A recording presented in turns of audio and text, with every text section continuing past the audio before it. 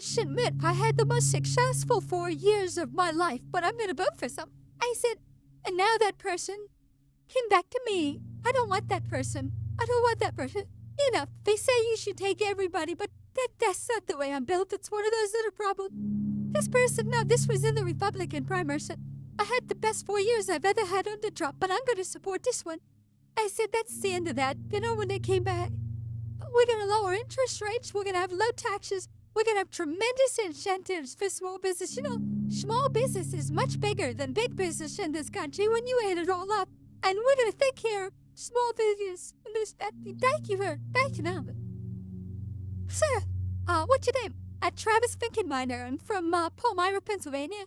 I'd like to welcome you both here, and it's an honor to stand before you. Thank you, Mr. President. Is it possible to correct the extensive damage the current administration has caused related to our safety and security, from the border crisis to the plethora of weapons left behind in Afghanistan? I fear for my 3 adolescent sons.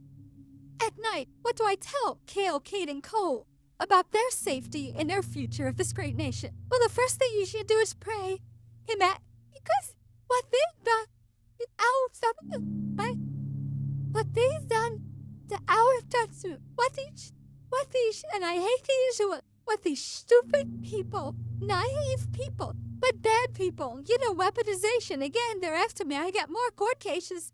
On Friday I have one, on Monday I have one. And they do that for very bad reasons. They don't want you to campaign. They want to keep you off the campaign. They want to try and take as much money as possible instead of putting it in. But let me just tell you, the hardest problem we have is a smart president will be able to get along with Russia and China. There are a lot of reasons why. But the biggest problem we have is they've allowed 21 million people into our country. And I told you last night, I tell you tonight, it's the single biggest problem. They've poisoned our country. They're coming in from prisons. They're coming in from mental institutions. Terrorists are coming in. The criminals are coming off the streets in Caracas, Venezuela, but all over the world, not just in South America. It's the single hardest problem that we would have never had. If I were president, you wouldn't have that problem. You wouldn't have inflation. You wouldn't have Russia attacking Ukraine. You wouldn't have had October 7th with Israel. You wouldn't have had the Afghanistan disaster, which I think is the single most embarrassing day in the history of our country, where they had billions of dollars of equipment. We lost 13 great soldiers, and I celebrated and honored their wonderful, they call them their children, and they are their children. They're wonderful children. They're kids. I went to Arlington Cemetery with them the other day, and at their request, and John knows this better than anybody, and it was very tough for me to get there. I will tell you, I don't want to say that, but it was very tough. I was in a different part of the world, frankly, and I got there, and we had a beautiful couple of hours together. First we had a ceremony, and then we had we went down to the grave sites, and they said, "Sir, could we have a picture with my son?" In one case, it was a daughter. "Could we have a picture with my daughter?" We took pictures. We had stayed for a long time, and then I left, and that was it. I thought it was beautiful.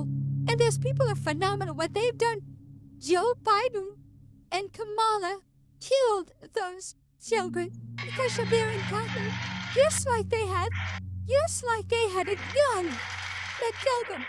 And I went home, and I thought it was a beautiful thing. I told my wife, I told a great first lady who people love, they love her.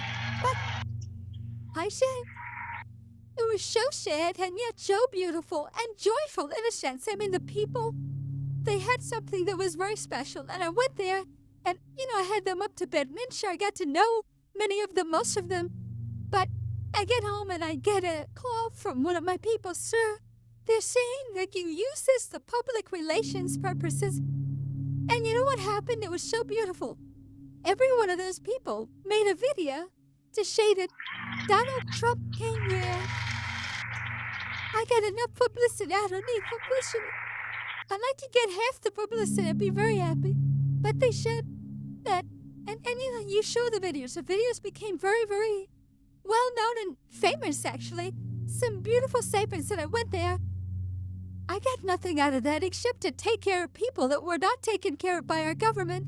And Joe Biden and Kamala should call those people and apologize because that was the most incompetent withdrawal in the history of our country. There's never been anything so. Think of it. We took the military out first. You're supposed to take the military out last. Once the military was gone, they had free shots at us. We took the military out first, and then it began. We lost 13 soldiers. Many were horribly wounded, meaning no legs, no arms. The face was obliterated. Many, we don't even talk about those people. And we have to. We left Americans behind, and you cover that better than anybody.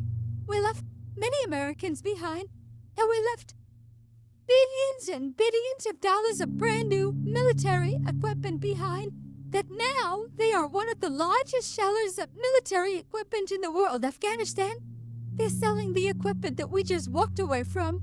It was so incompetent, but to be with those people was a real honor, I have to tell you. And for them to go out of their way, and every one of them made a video. They said, sure, could you take a picture next to the grave of my son? I said, of course. Can you imagine if I said, no, I don't want to do it. I don't want to do it. But every one of those people appreciated it, and every one of them made a tape, and they sent it out, and it became very viral, as they say nowadays. And it was a great honor for me to be there. Thank you.